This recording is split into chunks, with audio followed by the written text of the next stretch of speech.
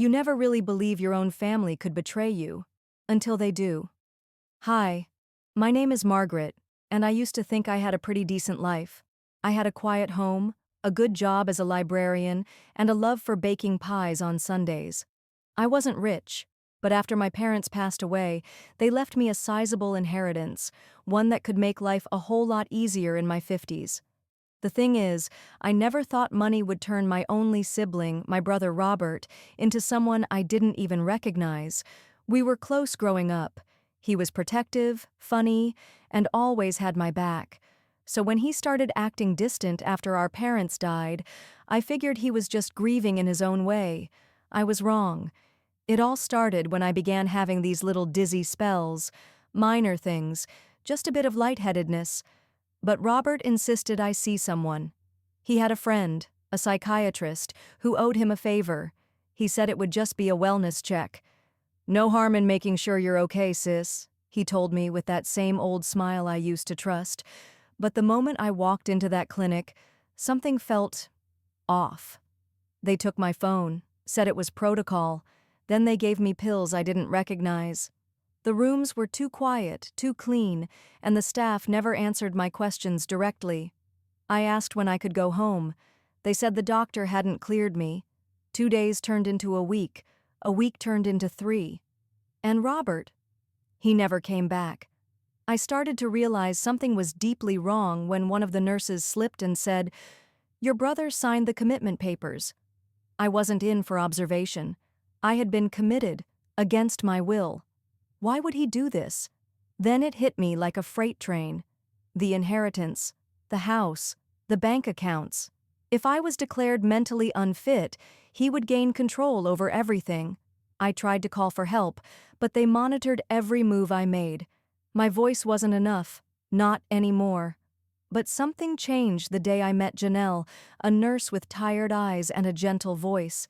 She didn't treat me like I was crazy, and one night while changing my bedsheets, she whispered, "You don't belong here, do you?" My heart nearly burst. Someone saw me. Someone believed me. And from that moment on, I knew, if I wanted to get out, I'd need to outsmart the man I once called my brother. The worst part about being locked away isn't the walls or the silence, it's the doubt. At first, I kept telling myself it was a mistake, a mix-up, that Robert would walk through that door any minute and say, "Sorry sis, I didn't know they'd keep you this long." But the days dragged on. The pills they gave me made my thoughts foggy. My hands shook sometimes.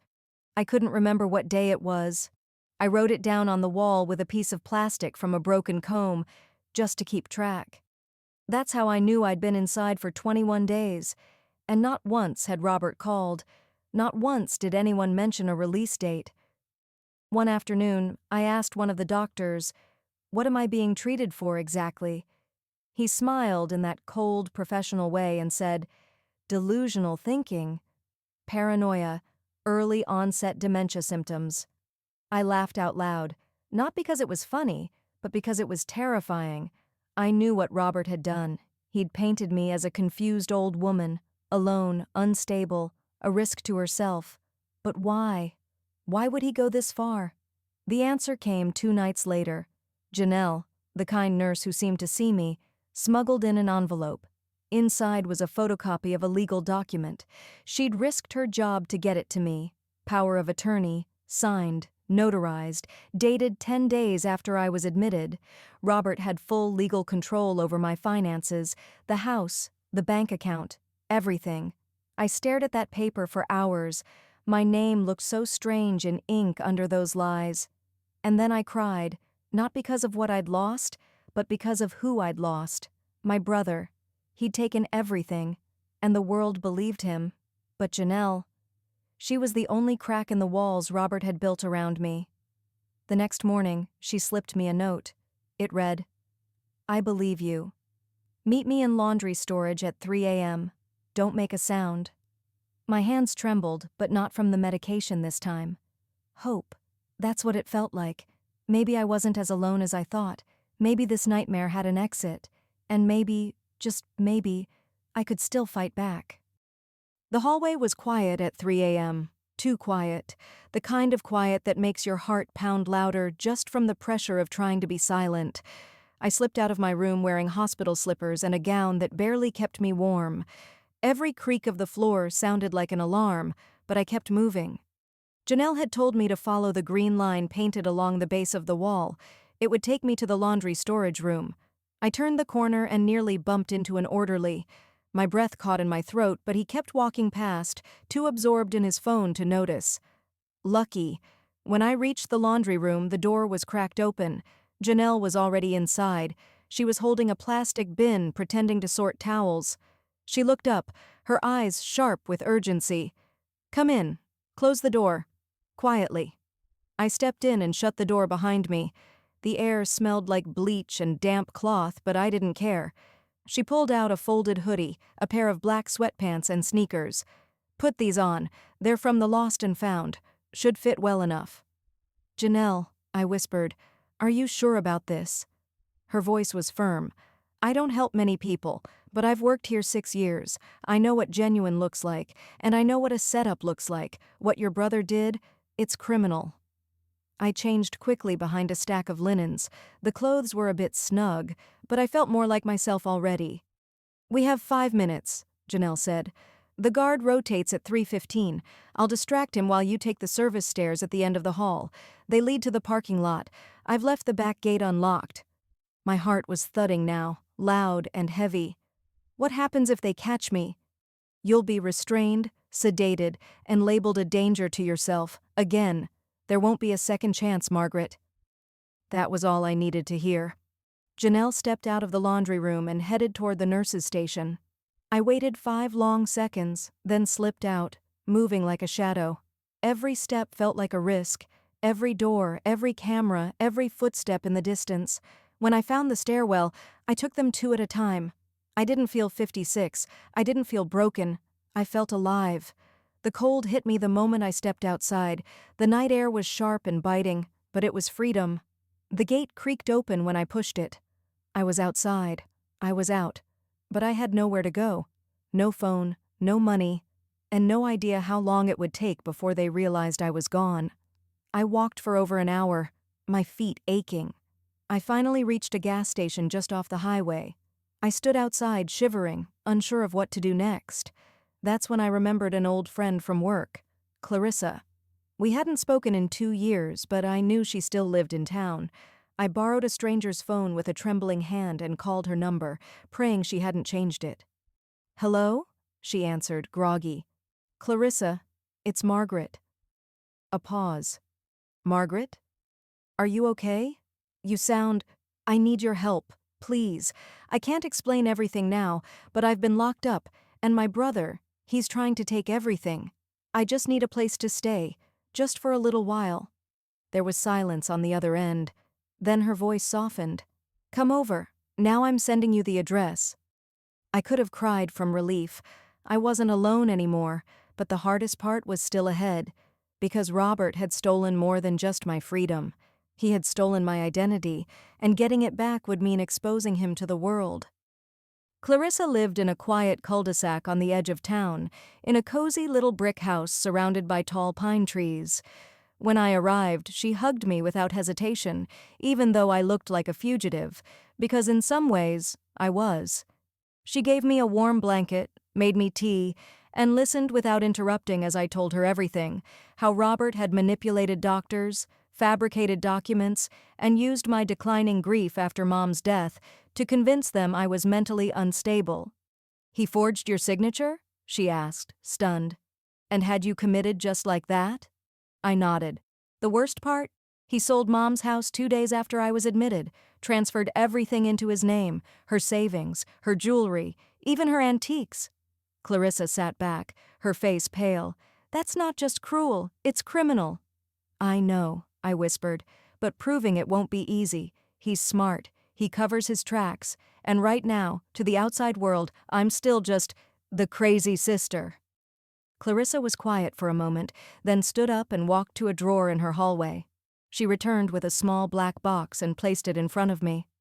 "I saved this after you left the firm," she said. "It's a backup of your old work laptop. I figured you might want it someday." I opened the box, stunned. The laptop was old, but intact. My fingers trembled as I turned it on. Inside were documents, emails, financial spreadsheets, everything I used to manage Mom's estate before Robert swooped in.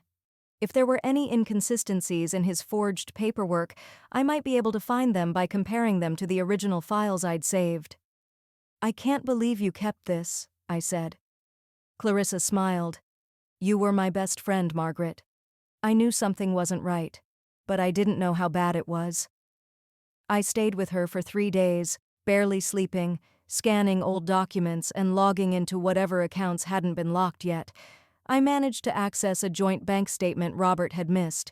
It showed several large transfers made within weeks of my commitment, transfers to a private shell company, one that didn't exist before I was institutionalized. Robert had built a fake company to drain our mother's accounts. He was laundering everything, and now I had the proof. But I couldn't go to the police yet, not without a lawyer, not without clearing my name first. I needed someone on the inside, someone who could verify I wasn't insane. So I called the only person who might still believe in me, Dr. Helen Marsh. She'd been my therapist years ago before she retired. She wasn't affiliated with the hospital Robert had used, which made her opinion even more valuable. When I called, she picked up on the second ring. "Margaret? Is that really you?" "It's me, Doctor. Marsh, I need your help." Her voice grew calm, professional. "Where are you?" "Safe, for now. But they locked me up, Helen. They put me away and said I was unstable. I wasn't. I'm not." She paused, and I could almost hear her heartbeat through the phone. "I always knew you were stronger than you gave yourself credit for," she said softly. "Let's meet." We agreed to meet at a public cafe in the city 2 days later. I needed her testimony, her evaluation, anything to start building a case. But as I hung up the phone, Clarissa burst into the room holding her iPad. "You need to see this," she said, eyes wide. She handed it to me. Robert had posted a public statement on social media, a long, dramatic post claiming I had escaped from a mental facility, that I was unstable, dangerous, that anyone who saw me should contact authorities. There was even a reward. He wasn't hiding anymore. He was trying to destroy me completely. And now he knew I was coming for him. I barely slept that night. Robert's post had gone semi-viral in our town's online groups. Friends from high school were commenting things like, "Prayers for your family," and "Mental illness is no joke." No one questioned his side of the story. They just believed him. Clarissa sat across from me at the kitchen table, scrolling through the comments. "He's setting the narrative," she said, "turning you into the villain before you can prove anything." "I know. And if I show up at the police with a story and a flash drive, they'll just assume I'm a delusional escapee," I said bitterly. "He's poisoned the well." We both fell silent, the weight of the situation pressing down on us. Then Clarissa looked up, a spark in her eyes. "You need to flip the script." I frowned. "What do you mean?" "You can't win this in the shadows. Robert's going public? Then so should you." The thought terrified me. I'd barely processed everything I'd been through, and now I was supposed to… What? Post my trauma for strangers? But Clarissa was already planning. "You said you had evidence, emails, financial records, video calls. Make it impossible for anyone to deny." "I could record a statement," I said slowly. "Explain what happened. Share parts of the documents. And I'll back you up," Clarissa added. "We'll do it together. My name might not mean much, but I know how to make people listen." So we got to work. Clarissa had a home office with a decent camera and microphone setup from her marketing job. We set up a backdrop, adjusted the lighting, and wrote out a rough outline. When I finally sat in front of the camera, my hands were shaking. "Hi. My name is Margaret Hayes," I began, forcing myself to breathe. "Until recently, I was the co-owner of my late mother's estate, but 6 weeks ago, I was involuntarily committed to a mental hospital by my brother, under false pretenses." Clarissa helped me edit the footage, cutting in screenshots and document scans, highlighting dates and signatures that didn't match. It wasn't polished, but it was raw, Real. We uploaded the video to a burner YouTube channel with the title, "My Brother Had Me Locked Away to Steal Our Inheritance." Then we shared it on every local group we could find. At first, the response was slow. A few comments, a few shares. But then, something shifted. One of the women from Mom's church saw it and shared it with a furious caption, "I knew something was off about Robert." Then came a message from a nurse who'd worked in the psychiatric facility. She said she recognized me, remembered how calm and coherent I had seemed, said she'd be willing to talk off the record. Clarissa beamed. It's working. Still, I was cautious. Robert wouldn't just sit back and let this unfold, and I was right. That night, someone tried to break into Clarissa's garage. They didn't steal anything, just rifled through drawers, knocked over boxes, and left the door open. A warning. We didn't call the police. We couldn't risk them linking my location to the break-in. Instead, Clarissa pulled out her car keys. "We're leaving," she said. "Tonight." We packed quickly. I grabbed the flash drive with all the evidence, and she loaded her laptop, camera gear, and hard drives. We drove 2 hours to her cousin's cabin in the woods, a place with no Wi-Fi, no neighbors, and no way for Robert to trace us. The next morning, I checked the video. It had over 87,000 views. People were starting to believe me, but I needed more than belief. I needed legal action. That's when I got an email. From a name I hadn't heard in years. David Langford, an investigative journalist I'd once helped with a corporate embezzlement case. He'd seen the video and wanted to talk. "I think your story has teeth," he wrote. "If you're willing to go deeper, I can help expose this." I turned to Clarissa, heart pounding. "This might be it," I whispered. But I also knew going public had made me a target, and Robert hadn't even started playing dirty yet. 2 days later, Clarissa dropped me off at a cafe in a nearby town. It was a quiet place, tucked between a used bookstore and a flower shop. I wore a hoodie, large sunglasses, and kept my head down. Every time the door opened, I flinched. Then a man in his late 40s walked in. Salt and pepper hair, leather messenger bag, kind but sharp eyes. David Langford. He spotted me instantly and approached with a cautious smile. "Margaret," he said, his voice low and warm. "It's good to see you." I hadn't seen him in nearly 7 years, but something about him still felt steady, like an anchor. "I don't have much time," I said. He nodded and sat across from me, pulling out a small recorder. "May I?" I hesitated, then gave a slight nod. I told him everything. From Mom's will to Robert's manipulation, the sudden psychiatric hold, the pills, the locked doors, the nurse with the clipboard, the fake doctor who never made eye contact. I handed him the flash drive. He plugged it into his laptop, eyes scanning rapidly. This is extensive," he muttered. "Emails, forged documents, asset transfers, altered dates." "I thought I was going crazy," I whispered. "You weren't, but someone wanted you to believe you were." He looked up. "This isn't just elder abuse or inheritance fraud. This is a criminal conspiracy. If your documents hold, your brother could go to prison." I wanted to feel satisfied, but all I felt was exhausted. David leaned in. "But it also means you're in danger. You went public, Margaret, and that makes you a threat."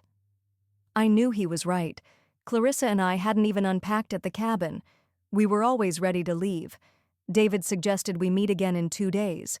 He needed to verify everything before pitching it to his editor. I agreed, then left through the back entrance. That night, Clarissa and I sat by the fire in the cabin's living room. We didn't talk much. She could see how tightly I was wound. "I have a bad feeling," I finally said. She looked up. "About what?" "I don't know. Like, something's coming." She reached over and took my hand. "You're not alone in this." The next morning we found a note taped to the front door. "Leave this alone." Block letters, sharp edges, no signature. Clarissa turned pale. "How did they find us?" I scanned the tree line, heart racing. No cars, no tracks, just silence. "This isn't just Robert anymore," I said. "He's pulling in help." We packed everything and drove to a friend of Clarissa's, an old college roommate named Janine, who owed her a favor and had a guest room in the city. David called that evening. "I've reviewed the documents. I spoke to a probate lawyer. This case could explode, but I need your permission to go public, with your name and face." I didn't answer immediately. "Margaret, if you don't want this, I'll stop. But people need to know." I stepped outside to breathe. The world felt so loud. My life had been derailed, my mind questioned, my name dragged online, and now I had to choose whether to risk everything again. But maybe if I didn't, Robert would keep doing this. To others. Or worse. I returned to the phone. "Do it," I said. "Use my name, my story, all of it." David exhaled slowly. "All right. Then we begin tomorrow." When I hung up, Clarissa handed me a mug of tea. She'd been listening from the kitchen. "I'm proud of you," she said softly. But that night I couldn't sleep. I kept seeing that note on the door, and I couldn't shake the feeling. Robert wasn't done, not even close. The article went live at 9 a.m. sharp. David had sent me a preview the night before, but nothing could have prepared me for the avalanche that followed. The headline read, "Sister Trapped in Psychiatric Ward by Brother in Battle Over Family Inheritance." Within hours, it was everywhere. Twitter, Reddit, even morning news segments. David's piece had gone viral. Comments poured in. "How can this happen in America? This woman is brave as hell. Lock the brother up." I should have felt vindicated, but all I felt was exposed, my name, my face, my story, laid bare for strangers to judge. Clarissa fielded phone calls non-stop, activists, attorneys, even 2 talk show producers, but I told her to decline them all. I wasn't ready to speak live. By evening, I was watching the news when my phone rang. It was a blocked number. I let it go to voicemail, but the message that came in chilled me. "You think you're safe because people believe you? You think a few headlines will stop me?" It was Robert. I handed the phone to Clarissa without a word. She listened, face darkening. "That's a threat," she said. "We need to go to the police." But what could they do? He hadn't touched me. He hadn't shown his face. The restraining order wouldn't mean much to someone who'd already tried to steal my identity. The next morning, David called. "You need to see this," he said. He texted me a screenshot. An anonymous blog had posted a counter-narrative. "Delusional woman with history of mental illness fabricates inheritance story." They used old photos of me looking tired. One even had me stepping out of the clinic in disheveled clothes, as if to confirm the lie. David was furious. "They're using your past against you." I felt the panic return, the same spiral of self-doubt I'd clawed my way out of. Clarissa grabbed my shoulders. "This is what Robert does. He makes you question your own reality, but it's a game, and he's losing." I nodded, though tears had started to form. I hated that he still had power over my peace. Later that day, David showed up in person. He looked exhausted. "I found something else," he said, placing a folder on the table. "Your brother's been doing this for years." Inside were documents tied to an elderly neighbor who'd mysteriously signed over assets before she died. A nurse Robert once dated who ended up hospitalized and declared unstable. Another cousin who moved across the country after claiming Robert turned the family against her. He had a pattern, and now there was a timeline. "This is enough for an official investigation," David said, "but we'll need your full cooperation." I looked at Clarissa. She nodded. "I'm in," I said. "Let's end this." That night, I received an email. No subject line, no body text, just one image. It was a photo of me from earlier that day, leaving David's car outside the coffee shop, taken from a distance, blurry, but unmistakable. He was watching me. The image haunted me all night. I barely slept, the blinds drawn tight, a kitchen knife resting beside me on the couch. Every creak of the house made me jump. He was out there, watching, waiting. But in the morning, I woke to sunlight and silence. Clarissa made coffee, acting calm, though I could see the tension in her shoulders. "We need to go to the police again," she said, sliding her laptop toward me. "But this time, with everything." David met us at the station. He'd printed every document, every testimony, even screenshots of the threatening message and the photo email. The detective, Officer Martinez, took it seriously this time. Very seriously. Especially when David mentioned the elderly neighbor and the nurse. "This guy's a predator," Officer Martinez muttered as he took notes. "And he's sloppy. We'll run everything through our system." The relief was slow, hesitant.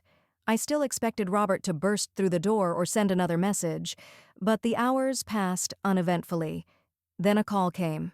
They'd located Robert's vehicle near an old storage unit 2 counties away. Martinez didn't say much on the phone, but the next morning he arrived with news. They'd executed a search warrant. Inside the unit, they found a twisted shrine of sorts, newspaper clippings of our parents, photos of me, some from childhood, some recent, copies of legal documents, and a handwritten journal filled with Robert's bitter rants about betrayal, justice, and what is rightfully mine. They arrested him 2 days later at a motel near the state line, using a fake ID. When they brought him in, I expected to feel triumph, satisfaction, something. But all I felt was sadness. This was my brother. This was the boy who once pushed me on a tire swing, who made me laugh until I cried on long car rides. That version of him was gone. Maybe had been gone for years. A trial followed, of course. I testified. Clarissa did. So did the nurse, and others. The evidence was overwhelming. The jury deliberated just 6 hours. Guilty. On multiple counts. Fraud, unlawful imprisonment, stalking, identity theft. He was sentenced to 18 years. The inheritance? It no longer mattered. I donated a large portion to mental health advocacy groups. Groups that fought for people like me, people who'd been silenced, disbelieved, locked away for someone else's benefit. 6 months later, David published a follow-up. This time, I agreed to sit down for a recorded interview. I spoke clearly, wearing a simple dress, hands folded on my lap. "I'm not telling this story because I want sympathy," I said into the camera. "I'm telling it because someone out there is going through the same thing, and I want them to know. Your voice matters. Your truth matters." The video reached over 3 million views in a week. Strangers wrote letters. Survivors reached out. Some even said my story had inspired them to come forward. Clarissa and I moved to a quieter town, away from the noise, the questions. I started teaching again, part-time at first, then full-time. Life slowly stitched itself back together. And sometimes, when I walk home under a golden sunset, past trees whispering in the breeze, I think, he tried to erase me. But I'm still here. I survived, and I'll never let anyone silence me again.